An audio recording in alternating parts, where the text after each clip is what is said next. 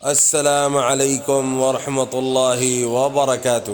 بسم اللہ الرحمن الرحیم، نحمده ونصلی علی رسولہ الکریم، اما بعد۔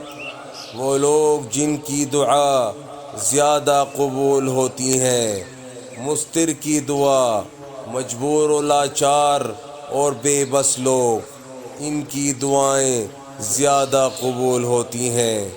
مظلوم کی دعا اگرچہ فاسق و فاجر ہی کیوں نہ ہو، والد کی دعا اپنی اولاد کے لیے، فرما بردار اولاد کی دعا اپنے والدین کے لیے، عادل بادشاہ کی دعا، ہر نیکوکار آدمی کی دعا، روزے دار کی دعا روزہ افطار کرنے کے وقت، غائبانہ دعا ایک مسلمان کی دوسرے مسلمان کے لیے، اور مسافر کی دعا، حاجی کی دعا جب تک وطن میں واپس نہ آ جائے۔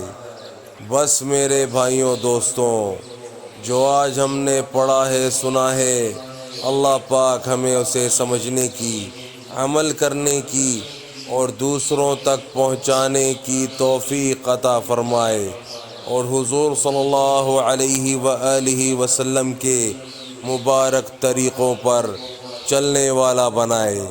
السلام علیکم ورحمۃ اللہ وبرکاتہ۔